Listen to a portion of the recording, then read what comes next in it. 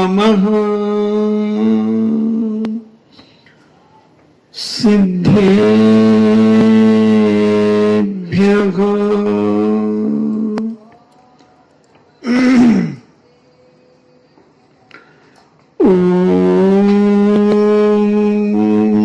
नमः सिद्धेभ्यः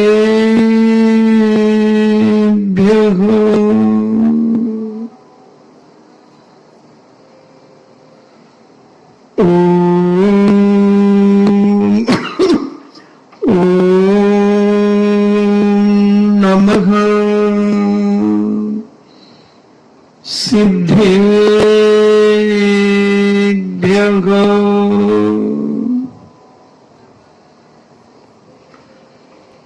नमो अरिहन्तारणम्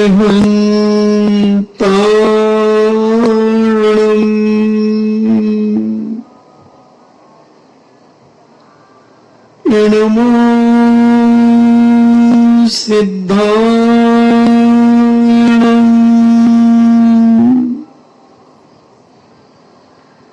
नमो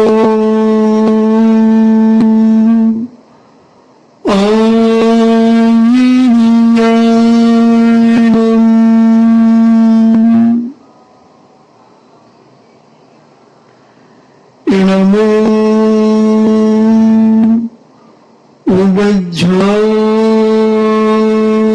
उवज्झायाणम्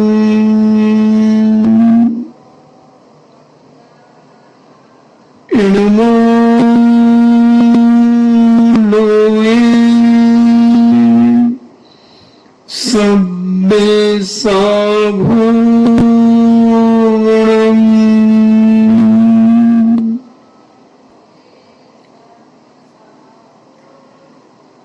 पंच परमेष्टि भगवान की अहिंसामयी वीतराग विश्व धर्म की देवादिदेव 1008 चिंतामणि घोर उपसर्ग विजेता श्री पार्श्वनाथ भगवान की देवादिदेव 1008 शासन नायक बाल ब्रह्मचारी भगवान महावीर स्वामी की परम पूजनी आचार्य शिरोमणि गुरुवर श्री कुंद कुंद महामुनिराज की परम पूजनी आचार्य शिरोमणि गुरुवर श्री विद्यासागर जी महामुनिराज की परम पूजनी निर्यापक श्रमण मुनि श्री सुधा सागर जी महाराज की परम पूजनी 3,9 करोड़ महामुनिराजों की तपोदय अतिशय क्षेत्र की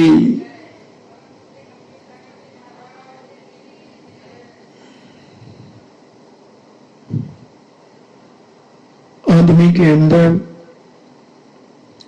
जब मोहिनी कर्म अपना प्रभाव दिखाता है तो अच्छे अच्छे धर्मात्मा उस मोह के जाल में फंस जाते हैं। जब हम इतिहास के गवाक्ष में देखते हैं, जब हम जैनाचार्यों की वाणी को जब हम पढ़ते हैं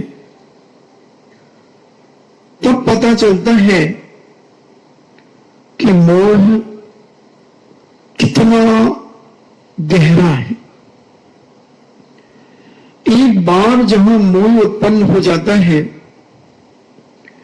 फिर इस मोह को कम करने में आदमी कई भाव लगा देता है। अपन विगत दिनों से सुकमाल चरित्र की चर्चा कर रहे थे। धर्म के प्रति घृणा और संसार के प्रति मोह का ऐसा जंजाल कि मुनियों की भी उपेक्षा कर दी, भाभी को भी लात मार दी। संसार से इतना मोह हो गया कि धर्म कर्म की चर्चा सुहाती ही नहीं। ऐसे दुनिया में बहुत सारे लोग मिलेंगे जिनको संसार के राग में बड़ा आनंद आता है। घूमने फिरने में लाखों करोड़ों भी खर्च कर दें तो कोई अतिशयोक्ति नहीं होगी। मगर जब धर्म की कोई बात आती है तो कहते हैं मैं सोचता हूं, मैं विचार करता हूं। शायद वो ये नहीं समझते कि ये जो कुछ है इस धर्म का ही तो फल है, क्योंकि जैनाचार्य तो स्पष्ट कहते हैं कि जितना जितना संसार से मूर्छा तुम्हारी कम होगी, जितना जितना मोह तुम्हारा परिवार से, धन से, दौलत से, मकान से कम होगा, उतना तुम्हारे जीवन में आगे मिलेगा। मैंने खूब देखा, यहां आदमी जितना त्याग करता है उसको उससे कई गुना प्राप्त होता है, कई गुना प्राप्त होता है। क्या ये तुम यहां क्या थे, क्या हो? 150 करोड़ के आसामी हो गए, 500 करोड़ के आसामी हो गए। मगर जब जीव यहां से त्यागी व्यक्ति मरकर के जब जाता है, अपार स्वर्ग का वैभव मिलता है उसे, क्योंकि पंचम काल में मोक्ष तो है नहीं, भला क्षेत्र एवं क्षेत्र से मोक्ष तो है नहीं। वो जैसे यहां से मोह कम करता है, उसे अपार धन दौलत, पत्नियां यानी देवियां, सबसे छोटे देवता की 32 देवियां होती हैं। समझो जरा, 32 देवियां, यहां तो एक मिलना भी कई लोगों को मुश्किल हो रही है। विधर्मी भी ला रहे हैं, मगर वो कहते हैं यहां एक छोड़ो और सम्यक दर्शन भी अगर प्राप्त नहीं किया है तो भी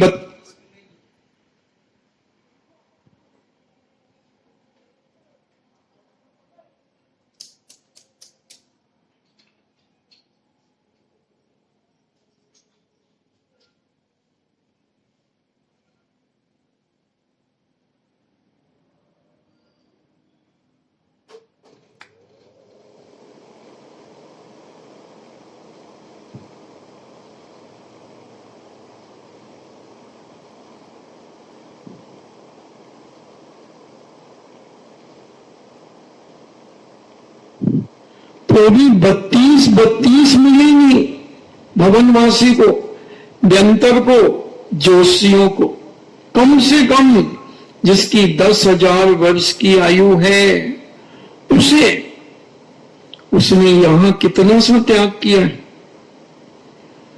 एक 12 व्रत धारण कर लिए तो 16वें स्वर्ग पहुंचा दिया, 16वें स्वर्ग तक एक 12 व्रतों को धारण करने वाला जीव इस पंचम काल में 16वें स्वर्ग तक जा सकता है। कितना सा त्याग करने पर, मात बहार की चटकारता त्याग करने पर, महत्व अशुद्धता को छोड़ना है। गृहस्थी खूब चलाओ, व्यापार खूब करो, सब कुछ करो, मगर संयमित करो, शुद्धिपूर्ण करो, शुद्धिपूर्वक करो। मोह की जटिलता ये हमें सब नहीं करने देती। हम उसका फल प्राप्त नहीं जानते कि कितना फल हमें मिलेगा, इसी कारण हम संसार में उलझते रहते हैं, हम आगे नहीं बढ़ते। हम एक गुलदस्ता, एक बगीचा देख करके रुक जाते हैं। अरे तुम आगे तो बढ़ो, आगे अनेक उद्यान, अनेक बगीचे तुम्हारा इंतजार कर रहे हैं। मगर हम इसी संसार के मूल में, तेल नॉन लकड़ी में, रोटी कपड़ा मकान में इतने मोही हो जाते हैं कि हमसे ये छूटता नहीं। यही दीर्घ संसार का कारण है यही 84 लाख योनियों में भटकने का कारण है। और हम सब जानते हैं, हम तो मात्र तुम्हें कुछ सुना नहीं रही हैं, कुछ बता नहीं रही हैं। तुम जो सो गए हो इस मोक्ष मार्ग में, तो हम तुम्हें थोड़ा सा जगाने के लिए आए। उठो, अपने अंदर की गलत धारणाओं को बदलो। तुम्हें लगता है मेरा बेटा छूट जाएगा, तुम्हें लगता है मेरा परिवार छूट जाएगा, मेरा पति छूट जाएगा। पति तो छूटना है, परिवार तो छूटना है। ऐसे नहीं, कर्म छुड़ाएगा। परिवार तो छूटेगा, छूटे बिना रह नहीं सकता। अगर जो स्वेच्छा से छोड़ता है परिवार को, वो धर्मात्मा माना जाता है, और जिसका परिवार छूटता है वो पापात्मा माना जाता है। परिवार में कोई ना कोई तो मरता ही है। अभी 1-1.25 साल के अंदर जैन समाज के ही कम से कम 8-10 लोग मर गए। छूटा उनका परिवार, छूटा। काश अगर स्वेच्छा से छोड़ देते, उनसे मोह, रहते उन्हीं के साथ में, उठते बैठते उन्हीं के साथ में, और स्वेच्छा से उनसे मोह कम करते चले जाते, तो स्वर्ग निश्चित था, सदगति निश्चित थी, पवित्रता निश्चित थी, जीवन का आनंद, सागरों पर्यंत वह संसार का सुख भी मिलता और परंपरा से मोक्ष भी मिलता। मगर हमने छोड़ा तो कर्म की मार से छोड़ा, डॉक्टर के कहने से छोड़ा, तो वो छोड़ा छोड़ा नहीं माना जाता। अगर कोई डॉक्टर कह दे कि आप जो पानी पीते हैं वो आपके लिए बहुत हानिकारक है, अगर आप कुएं का पानी पिएंगे तो आप सदा स्वस्थ रहेंगे, सदा स्वस्थ रहेंगे। कुएं का पानी, बोरिंग के पानी आप पिएंगे तो आपके लिए बहुत हानिकारक है। नलों का पानी आप पिएंगे तो बहुत हानिकारक है। मैं कहता हूं कम से कम 25-40% आदमी कुएं का पानी पीने लगेगा। अगर सारे डॉक्टर एक साथ घोषणा कर दें तो सब कुएं का पानी पीने लगेंगे, क्योंकि तुम्हें डॉक्टर की बात पर विश्वास है, तुम्हें धर्म की बात पर विश्वास नहीं है। और इसी विश्वास के नहीं होने के कारण हम धर्म में आगे नहीं बढ़ पा रहे। और कई लोग तो बहुत अच्छे से बढ़ सकते हैं, कोई परेशानी नहीं उनको, कोई दूर दूर तक परेशानी नहीं, मगर ये मोह खा गया उन्हें। ये मोही कर्म अपनी चपेट में ऐसा ले रहा है ऐसे जीवों को कि वो उससे छूट नहीं पा रहे, छूट नहीं पा रहे। जो छूट गया वो तर गया। सुकमाल जैसा निकृष्ट जीवात्मा पूर्व पर्यायों का, वायुभूति जैसा निकृष्ट दुर्गतियों में जाकर के अब सदगति को प्राप्त हो गया। और कितना कोमल था, कितना कोमल, गजब हो गया उसकी कोमलता को देख करके। साक्षात जिसने देखा होगा उसकी कोमलता, उसका मोह, और जब मोह को तोड़ा तो एक झटके में तोड़ दिया, अंजन चोर जैसे 108 लड़ियां एक झटके में तोड़ी। ऐसा ही उसने 32 सेठानियों से एक झटके में मोह छोड़ दिया, एक झटके में मोह छोड़ दिया। और गंधर्वाचार्य के चरणों में बैठकर संपूर्ण मोह का त्याग करके दिगंबरी दीक्षा, जैनेश्वरी दीक्षा धारण कर ली। इतना मोह तो किसी को नहीं होगा जितना मोह उसकी मां को था, जिसने मुनियों को आना बंदेज कर दिया था।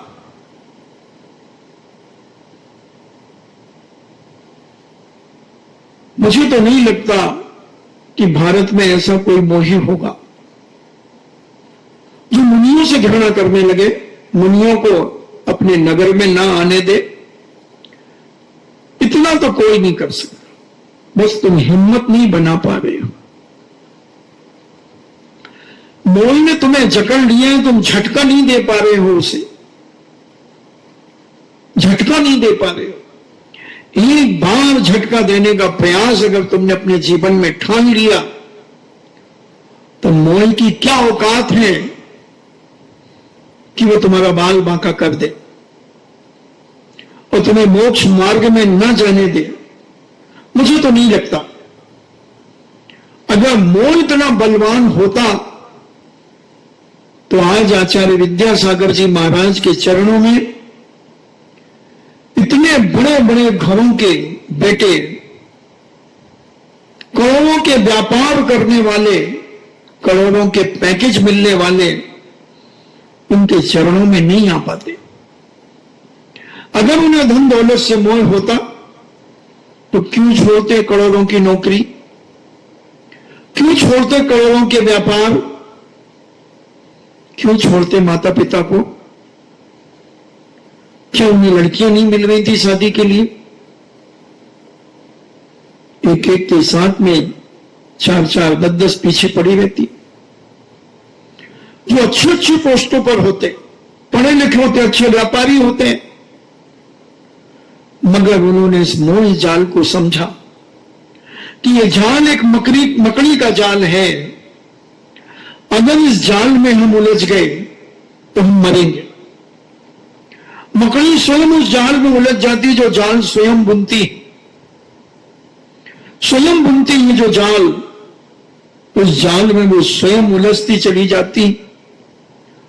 अपनी लाभ से बनाया हुआ जाल में स्वयं फंस करके मर जाती। ऐसा ही ये संसारी प्राणी अपना स्वयं मोह का जाल उत्पन्न करता है, अपने ही परिवार में उलझता जाता है, उलझता जाता है और इतना उलझ जाता है कि फिर सुलझना भी चाहता है तो नहीं सुलझ पाता, नहीं छूट पाता इससे यह मोह, और मोह में फंसता चला जाता है और लोगों से कहता है मैं तो कुछ करता ही नहीं, मैं तो बिल्कुल फ्री हूं, बच्चों ने फ्री कर दिया है। बच्चों ने फ्री कर दिया है, फिर तुम क्यों कच्चे हो रहे हो? तुम क्यों बार बार उस जाल को बना रहे हो? क्योंकि जितने लोगों से मैं बात करता हूं, मैं एक ही बात कहते, महाराज जी हमें वैसे कोई काम नहीं है, हम बिल्कुल फ्री है, न कोई पैसे की कमी है, न स्वास्थ्य भी बढ़िया है, और सब बच्चे संभालते हैं। फिर तुम खुद अपने आप को संभालो ना भैया, तुम क्यों पराधीन होकर के जिंदगी जी रहे हो? तुम क्यों बच्चों के आश्रित होकर के? अपने आप को थोड़ा सा दृढ़ करो, इस संसार को समझो। क्या मैं ये रोटी कपड़ा मकान करते करते ही मर जाऊंगा? क्या मैं तेल नून लकड़ी करते करते ही मर जाऊंगा? मरना तो है, कोई अमर होकर के नहीं आया। जब स्वर्गीय देवता भी मरता है, नारकी भी मरता है, जो भूखा प्यासा रहता है, तो भी मैं अपनी आयु को पूर्ण किए हुए नरक से 1 सेकंड पहले भी नहीं निकल सकता। जितने वर्षों की, जितने सागर की आयु जिस नारकी की है, पहली पृथ्वी की 1 सागर की अधिक से अधिक आयु है।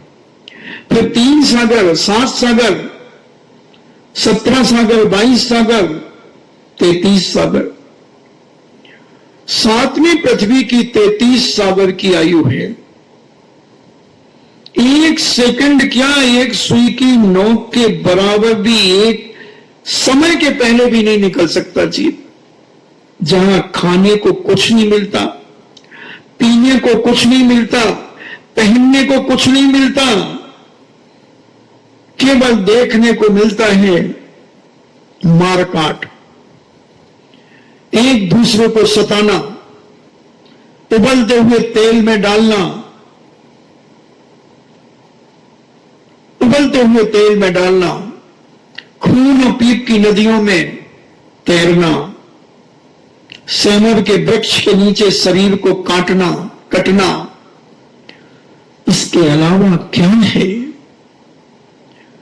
और अनादिकाल से हम अनंतों बार इन निगोदों की पर्याय में, इस नरकों की पर्याय में, इस मोह के कारण गए हैं, इस राग के कारण गए हैं। मोह, राग और द्वेष के कारण इन नरकों में हम अनादिकाल से सड़ रहे हैं। जैसे तैसे हमने पुण्य को प्राप्त किया है, इस मनुष्य पर्याय को पाया है, कितने पापड़ बेल करके, कितने पापड़ बेल कर, और उसके बाद मनुष्य के साथ साथ तुम आर्यखंड में पैदा हुए,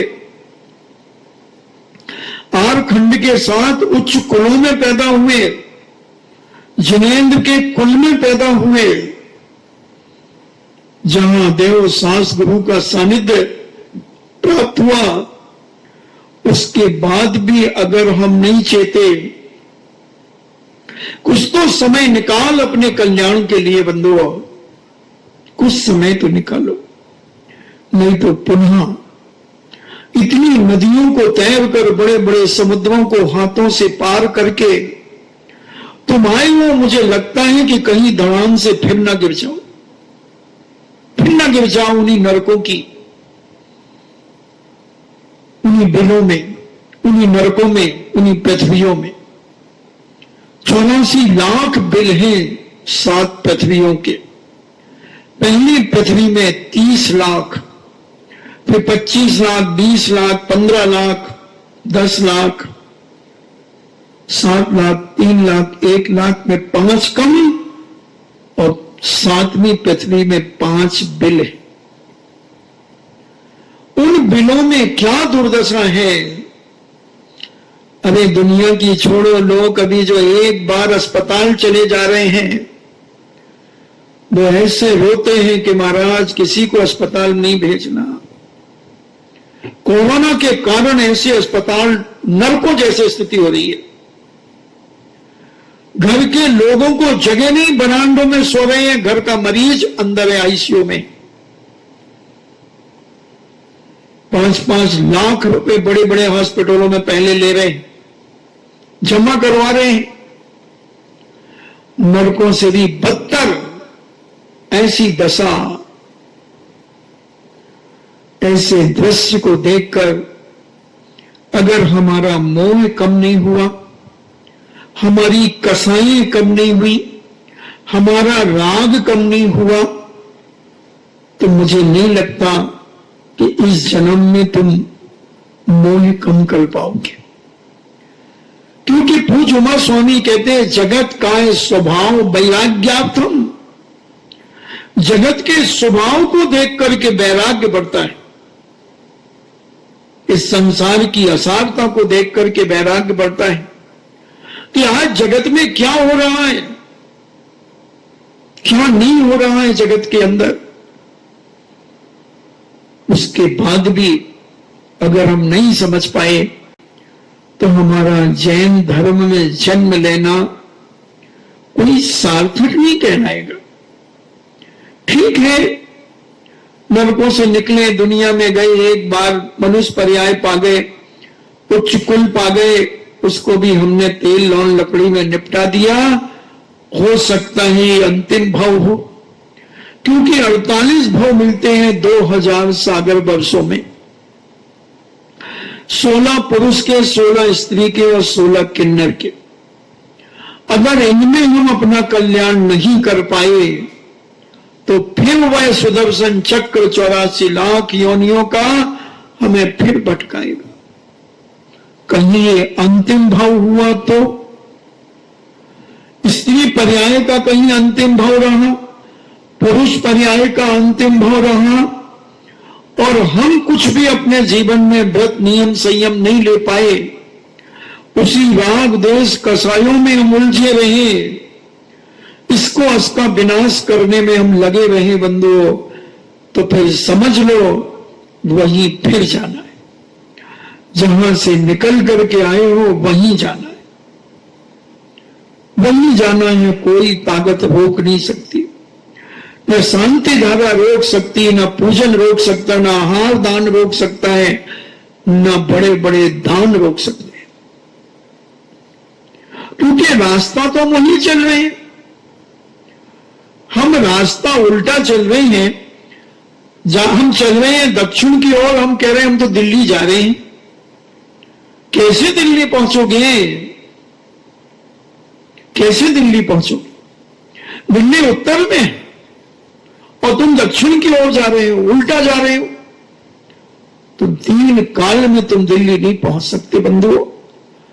अगर अपनी गति को सुगति में परिवर्तित करना है, सदगतियों में परिवर्तित करना है, परिवर्तित करना है, तो मैं तो यही कहूंगा कि अपने जीवन में व्रती कम से कम बनो, व्रती बनकर के ही मरो।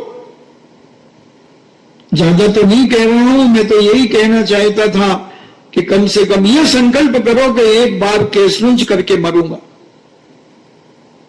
केसलुंच करके मरूंगा।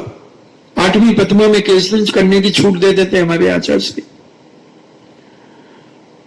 8वीं पद्मा आरंभ त्याग होती है, आरंभ सारंभ का त्याग कर दो। एक बार केसलुंच करके मरूंगा। मैंने तो 1980 में ही संकल्प कर लिया था कि मरूंगा, मरना तो है, मगर केसलुंच करके अपनी जिंदगी में मरूंगा, केसलुंच करके अपनी जिंदगी में मरूंगा। जब मरना ही है तो कुछ अच्छा करके मरो, कुछ अच्छा करके मरो। और जितना अच्छा तुम करोगे उतना तुम्हारे जीवन में मिलेगा।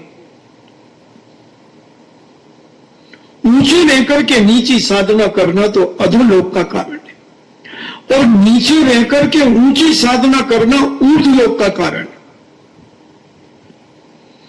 देखो अपने जीवन में कि हम भले नीचे बैठे हैं, मगर हम कुछ ऐसा करें कि हम ऊपर, थोड़ा सा ऊपर तो उठें, थोड़ा सा ऊपर उठ करके हम मरे। मरना है, नारकी भी मरते हैं, तिरंच भी मरते हैं, कीड़े मकोड़े भी मरते हैं, स्वर्गीय देवता भी मरते हैं। उनकी जब 6 महीने की आयु शेष रहती है तब उनकी माला सूखने लगती है, तब वो समझ जाते हैं, जो मिथ्या दृष्टि देवता होते हैं, वो रोते हैं, चीखते हैं, चिल्लाते हैं कि अब मैं एक इंद्री में पैदा होऊंगा, अब मैं दुर्गति में पैदा होऊंगा, अब मैं त्रियंचों में पैदा होऊंगा, तड़पते हैं। और जो सम्यक दृष्टि होते हैं वो विचार करते हैं तत्व चिंतन का, वो धर्म का विचार करते हैं कि देखो मैंने अपना पूरा जीवन पंच इंद्रियों के विषयों में समाप्त कर दिया, पंच इंद्रियों के विषयों में समाप्त कर दिया। हे भगवान, अब मुझे जो पर्याय मिलेगी मनुष्य की, उसमें मैं अपने जीवन को धर्ममय बनाऊंगा, क्योंकि स्वर्ग में तो मैं नियम से नियोग की क्रियाएं करता रहा, मैंने स्वयं अपने मन से कोई कार्य नहीं किया। अभिषेक किया तो वो तो नियोग था कि अभिषेक करना ही पड़ेगा। नंदीश्वर दीप की भक्तियां की अष्टांग का पर्व में, वो भी नियोग था कि उधर मुझे जाना ही पड़ेगा, जाना ही पड़ेगा। मैं गया, मगर वो पुण्य नहीं मिला। भगवान के कल्याणक, गर्भ कल्याणक में मुझे जाना पड़ेगा, मैं गया नहीं मन था फिर भी जाना पड़ा क्योंकि ड्यूटी है। जन्म कल्याणक में ड्यूटी है, तप कल्याणक में ड्यूटी है, ज्ञान कल्याणक में ड्यूटी है, मोक्ष कल्याणक में ड्यूटी है, जाना पड़ेगा। और मूल शरीर तो वही विमानों में रहता है, सब विक्रिया से आते हैं नकली शरीर बना करके। क्या पुण्य कमाएगा नकली आदमी? जो नौकर बनकर के आएगा वो नौकर क्या पुण्य कमाएगा, क्या करेगा? वो तो कहता है आना है, स्वादर रविंद्र की आज्ञा है इसलिए मुझे आना है। स्वर्ग में भी कुछ नहीं कर पाता आदमी, केवल वो सुख जो यहां से मोल कम करके मरा था, कुछ पवित्र होकर के मरा था, उस पवित्रता का प्रभाव, उस मोह के कम प्रभाव के कारण जो कम किया था, उससे स्वर्ग की उपलब्धि हो गई। स्वर्गों में चला गया, पंचम काल में 16वें स्वर्ग तक जा सकता है, भवनत्वक में मिथ्या दृष्टि जा सकता है। अब हम विचार करें, कोई बड़ी बात नहीं है अगर तुम स्वर्ग में चले जाओगे तो। कोई बड़ी बात नहीं है बंधुओं।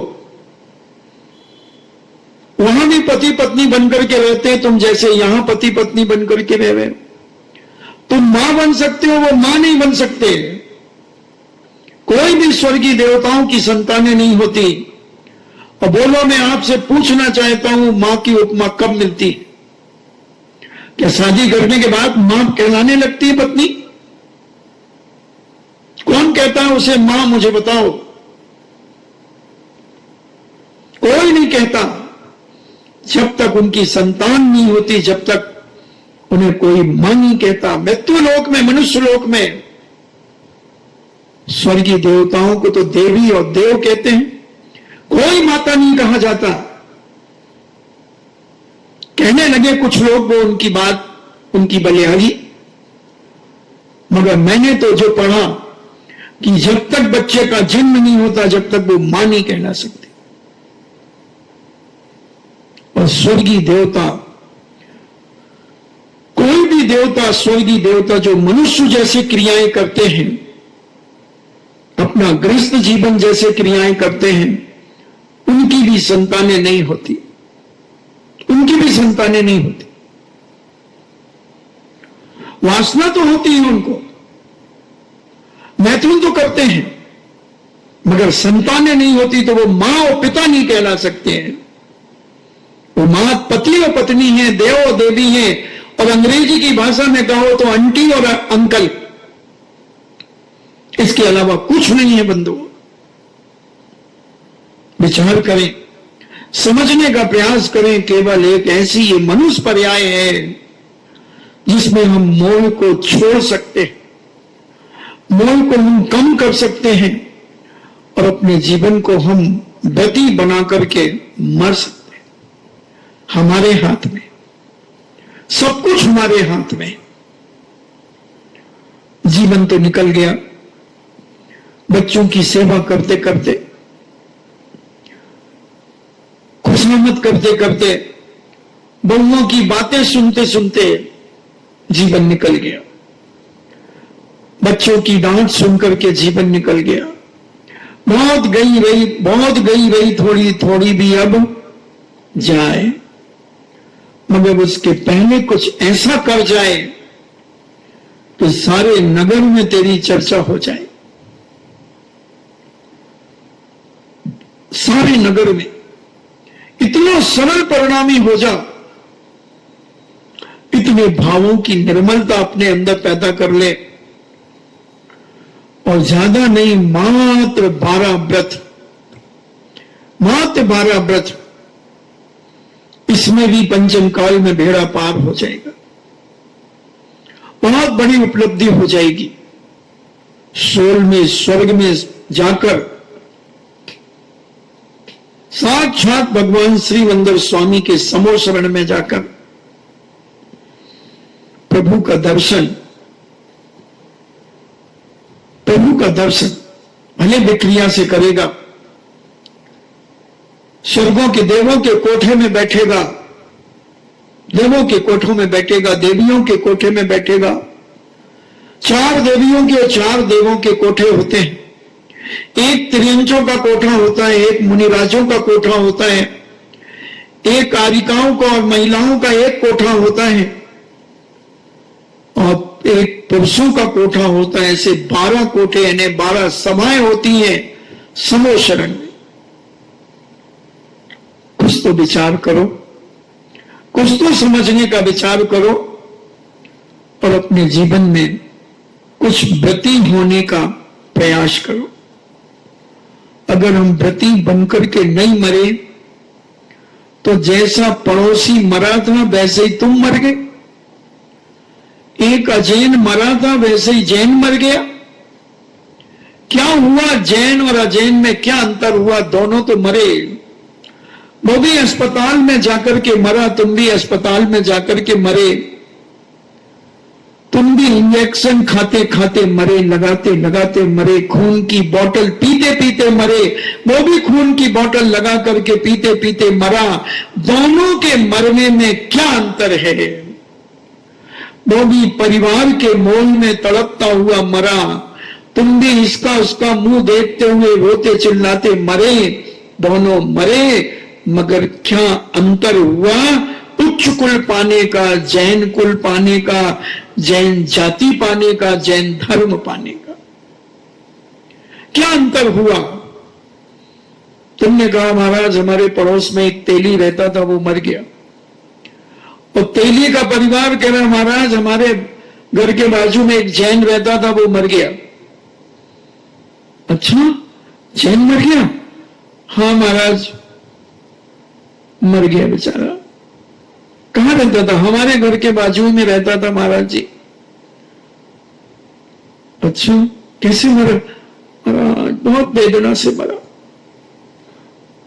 कैंसर हो गया था महाराज उसे। अच्छा महाराज हमारे पिताजी को भी कैंसर हो गया था।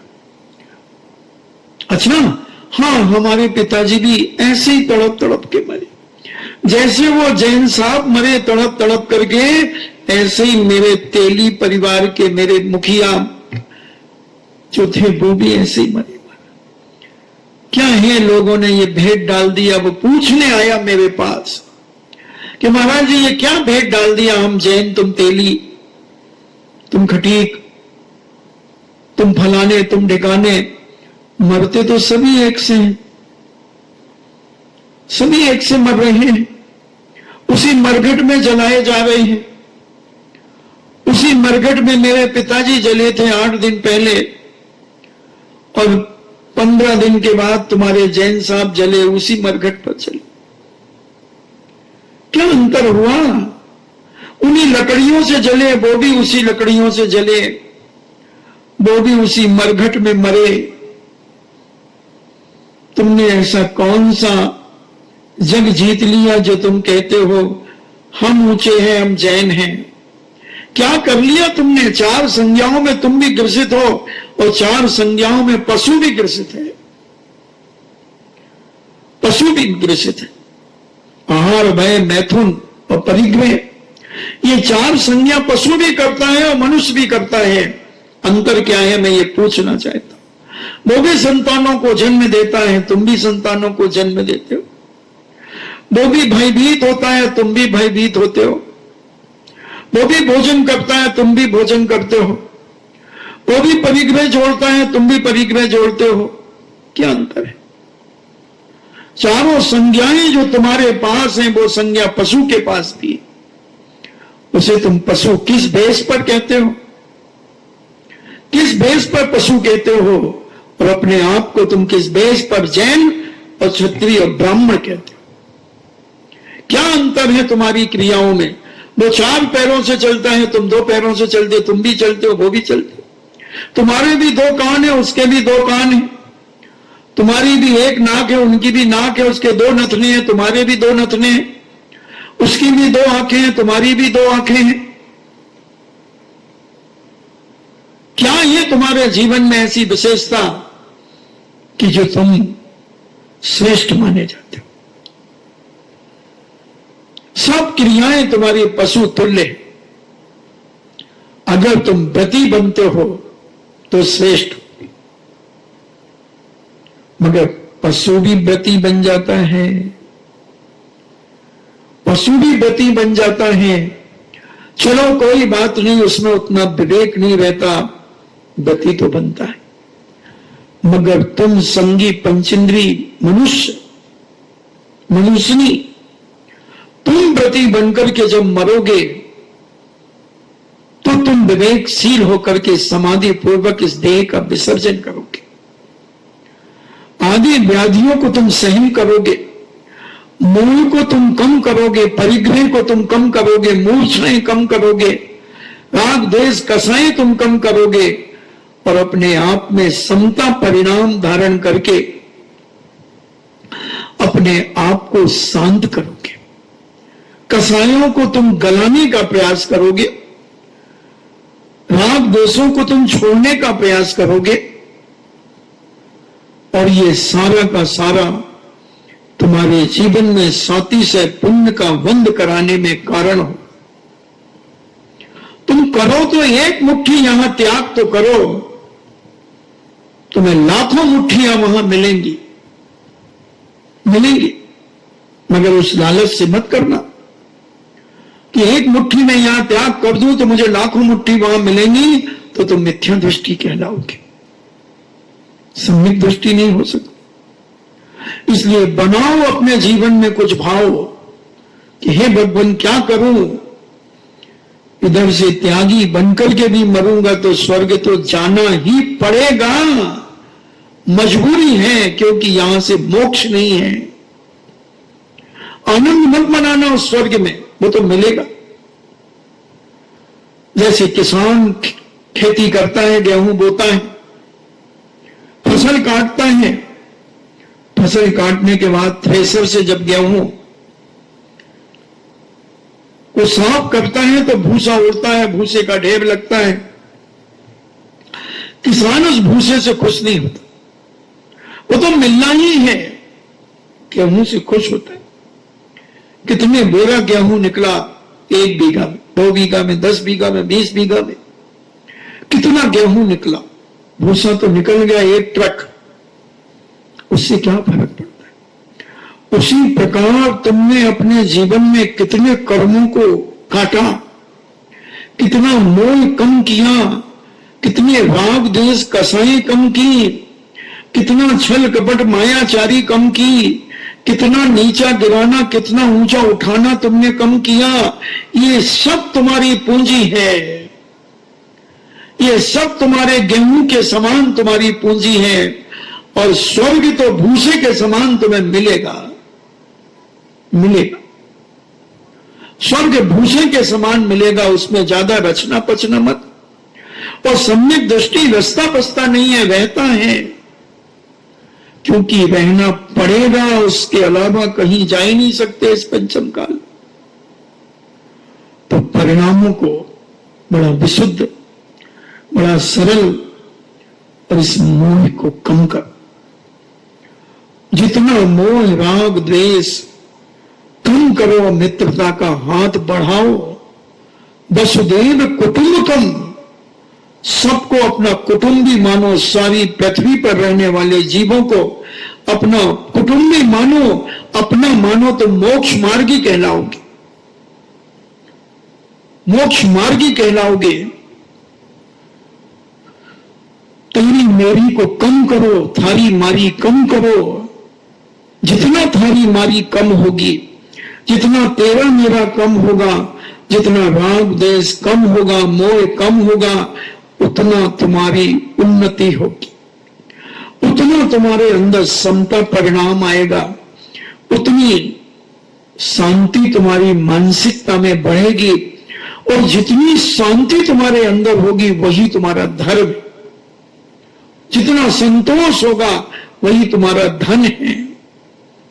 संतोष धन, संतोष धन, परिणामों की समता भाव, हर चीज में संतोष, खाने में, पीने में, पहनने में, ओढ़ने में, सब में संतोष। अभ्यास करो, एक दिन में नहीं हो, महीनों में नहीं होगा, सालों लग जाएंगे, और एक दिन में भी हो सकता है। ये तो परिणामों का खेल है। सुखमाल 3 दिन बचे थे आयु के,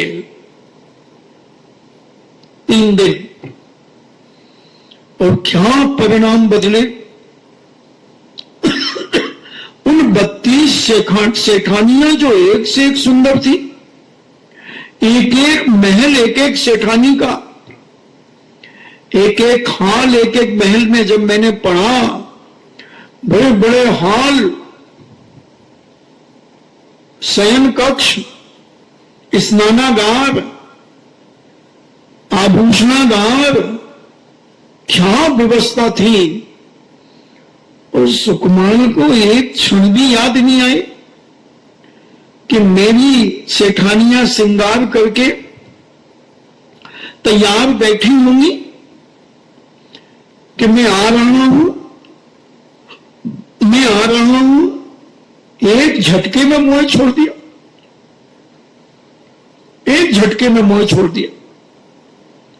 समझना, मैं तो कहता हूं इतना सुंदर कोई नहीं है अभी यहां पर जितनी सुंदर उसकी 32 सेठानियां थी। उनकी सुंदरता का पार नहीं था, पार नहीं था, और एक झटके में मोह छूट गया।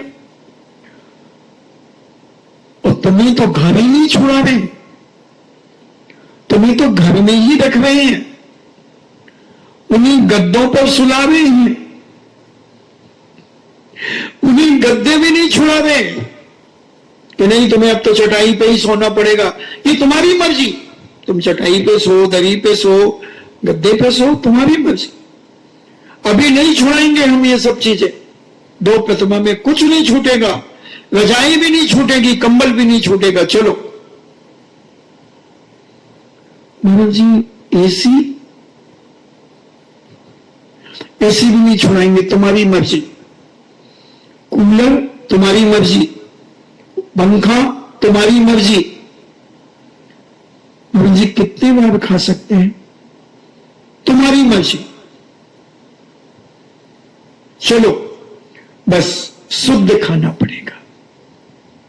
हमारी तो 2-3 शर्तें हैं, बस सब तुम्हारी मर्जी पे छोड़ दिया। एक कुएं का पानी और शुद्ध भोजन, और अपनी हर चीज की सीमाएं बना लो। कपड़ों की, सोने की, चांदी की, मकान की, दुकान की, खान की, गाड़ी की, जो भी तुम्हारे पास है। मैं तो कहता हूं डबल डबल, ट्रिपल ट्रिपल बना लो। तुम्हारे पास एक नाम से तुम्हारी गाड़ी है, मैं 3 गाड़ी रखूं, कोई दिक्कत नहीं है। मैं आधा किलो सोना है तो तुम 2 किलो सोना रख लो। अपना अपना, बहू का अलग, सासू का अलग, श्रीमान का अलग, बेटे का अलग। तुम्हें तो अपने से मतलब है। मकान रख लो, कितने मकान रखना है, अभी कितना है तुम्हें नाम से। महाराज जी 3 कमरे, तो 3 कमरे हैं तो तुम 10 कमरे रख लो भैया। चलो, और क्या करोगे, बस बाकी से मोह छोड़ दो, बाकी से मोह छोड़ दो। कितना सस्ता और सरल है ये जैन दर्शन। इसके बाद भी अगर हम नहीं पालन कर सके,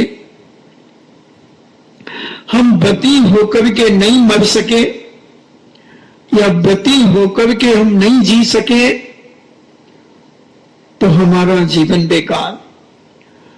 उन जैसे वो लोग एपीएल मैच देख करके लड़ते हैं, झगड़ते हैं, कपड़े फाड़ते हैं, उनका जीवन बेकार है, तो ना समझ है, वो अज्ञानी है। पर ऐसे हम भी अज्ञानी हैं मोक्ष मार्ग में, कि हम सब कुछ जान जान कर अंध बने हैं, और आखन बांधी पाटी, आखन बांधी पाटी। जैसे गंधारी, जैसे धृष्टराज अंधे नहीं थे जैन दर्शन के अनुसार, गंधारी अंधी नहीं थी जैन दर्शन के अनुसार, मगर अपने बेटों के मोह में ऐसी अंधी थी कि दुर्योधन जो करे सब सही है, सब सही है, जो दुर्योधन करे। जैसे वो अम्मा मोह में देखो ना कैसी गाफिल हो रही है, तो ऐसे दुर्योधन के मोह में ऐसे ही गाफिल थी गंधारी। उन्हें जुआ खेलना है तो जुआ खिलाओ, उपद्रव करना है पांडवों के साथ तो करो, लाक्षागृह में आग लगानी है तो लगाओ, कोई मना नहीं धृष्टराज का, गंधारी का। सब पाप करने की छूट, सारे अत्याचार करने की छूट, सारा विनाश करने की छूट। इसलिए वैष्णव दर्शन ने उन्हें अंधा मान लिया, और जैन दर्शन कहता है कि ये मोह में अंधे थे, अंधे नहीं थे। धृष्टराज बाद में मोह छोड़ करके मुनि बने, मुनि बने। जितने भी राजा महाराजा सेठ साहूकार सब मर करके व्रती मुनि बन करके, कोई मोक्ष गया, कोई स्वर्ग गया। और आज का सेठ तो कुछ बनना ही नहीं चाहता, कुछ सोच भी नहीं पा रहा है, कुछ समझ भी नहीं पा रहा है। इतना मोह में गाफिल है, इतना मोह में गाफिल है कि वो समझ ही नहीं पा रहा अपने जीवन में कि मैं क्या कर रहा हूं, मैं अच्छा कर रहा हूं या बुरा कर रहा हूं, ये सोच भी नहीं पा रहा। बुरे को ही उसे अच्छा लग रहा है, बुरा कर रहा है उसे अच्छा लग रहा है कि मैं बहुत अच्छा कर रहा हूं। किसी को जला रहा है, सता रहा है, तो उसे लग रहा है कि मैं अच्छा कर रहा हूं। किसी को नीचा दिखा रहा है तो उसे लग रहा है मैं अच्छा कर रहा हूं। कहीं मायाचारी छल कपट कर रहा है तो उसे लग रहा है मैं अच्छा कर रहा हूं। क्या करूं?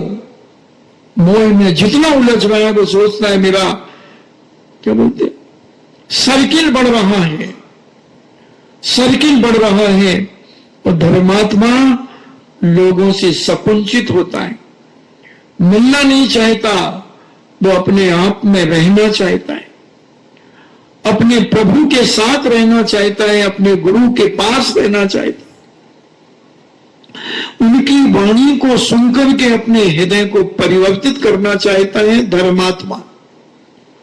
और पापात्मा सुनता तो है मगर उसे निकाल देता है। जैसे एक शिल्पी आया 2 प्रतिमा लेकर के, 2 मूर्तियां लेकर के, बहुत सुंदर 2 मूर्तियां लेकर के आया और एक स्थान पर बेचने के लिए बैठ गया। दोनों एक सी थी, सूरज से, शकल से, हाइट से, कलर से, सब एक सी थी। पूछा कि भैया ये कितने की है? उसने कहा 11,000 की। बोले ये कितने की है? बोले 11 लाख की। बोले 100 गुना अंतर, एक सी हाइट है, सब कुछ है, ऐसा क्यों? उसने कहा ये जो है 11,000 की, यहां से सुनती है और यहां से निकाल देती है, और जो ये 11 लाख की है ये यहां से सुनती है तो हृदयंगम कर लेती है। कौन सी चाहिए? कौन सी चाहिए? एक व्यक्ति आया, वो भी एक पाषाण की प्रतिमा लेकर के आया अपने दर्शन की, और एक जैन आया अपने जैन दर्शन की प्रतिमा लेकर के आया।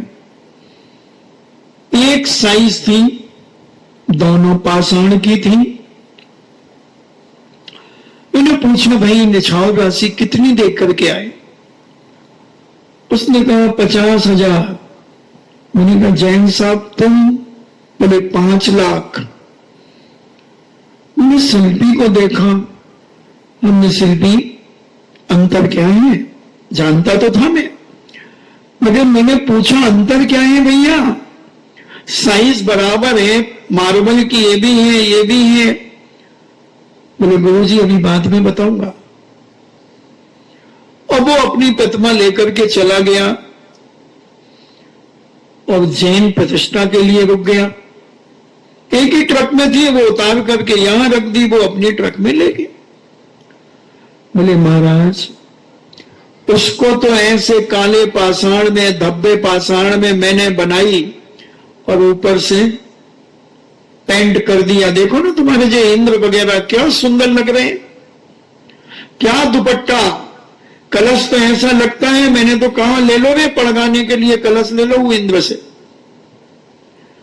कितना सुंदर लग रहा। मगर किस पत्थर किस पाषाण से बने? अनेक धब्बे, काले पाषाण, अनेक धब्बा, मगर पेंट कर दिया, सुंदर लगने लगे। और बोले आपकी प्रतिमा में पेंट नहीं कर सकते। और सदा सागर जी महाराज तो इतने पारखी हैं कि 1 मिनट में रिजेक्ट करते हैं, उन्हें कोई चिंता नहीं होती कि ट्रक का भाड़ा लगेगा या शिल्पी परेशान, बोले नहीं चलेगी, ले जाओ वापिस। तो कितने पत्थर हमें रिजेक्ट करना पड़ते हैं, और जितने रिजेक्ट होते हैं इन सब में हम इनकी बना देते।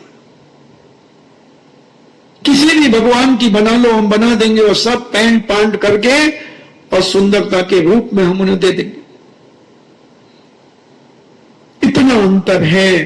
तो व्रती मरता है और अव्रती मरता है तो इतना ही अंतर है कि जितनी वो 50,000 की कीमत और इसकी 5 लाख की कीमत, उधर 11,000 की कीमत और इधर 11 लाख की कीमत, इतना अंतर है। पड़ोसी भी मरा है, जैन भी मरा है। अगर व्रती होकर के मरे हो तो तुम कुछ करके मरे हो, कुछ पाकर के मरे हो, अपने जीवन में कुछ किया है, तुमने कुछ पाया है, तुम ऊपर उठे हो, 5वीं कक्षा में तुम आए हो। और अभी तो जब तक तुम व्रती नहीं बनोगे, कोई पतियारा नहीं कि पहली क्लास में हो कि दूसरी क्लास में, तीसरी में, चौथी में, कुछ पता नहीं। और व्रती बन गए तो चरणानी योग के अनुसार तो तुम 5वीं कक्षा में माने जाओगे कि तुम व्रती हो।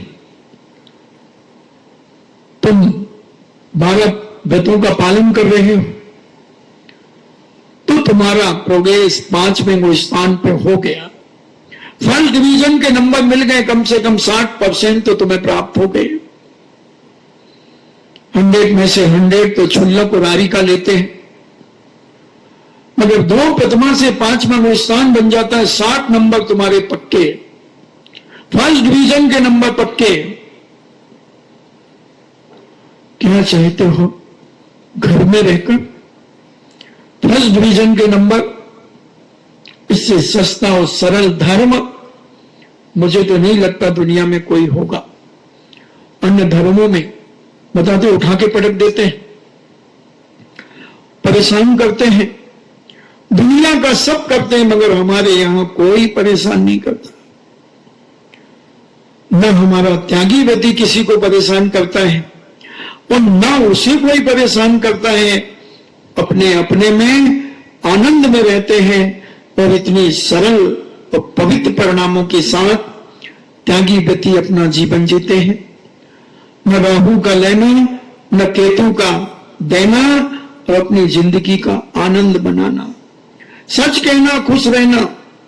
न राहु का लेना, न केतु का देना।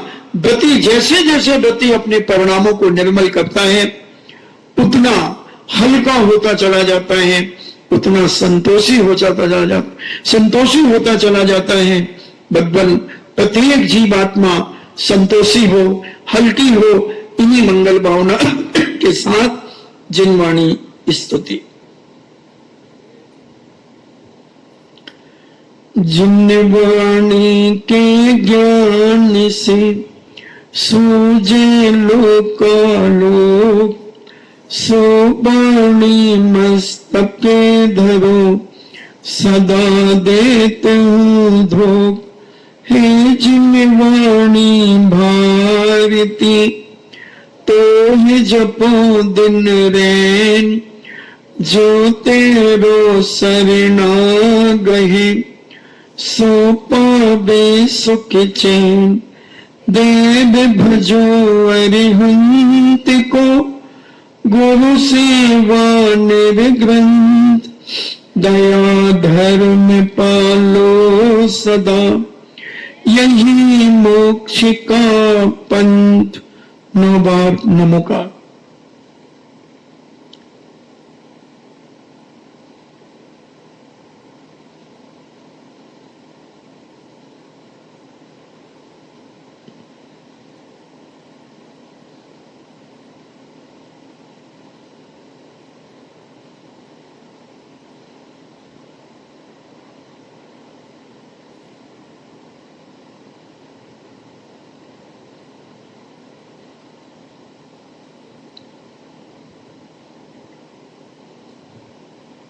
परम पूजनी द्वादशां जिनवाणी माता की, सुत देवता सुत देवता सुत देवता, जैनम जेतो शासनम, जैनम जेतो शासनम, जैनम जेतो शासनम।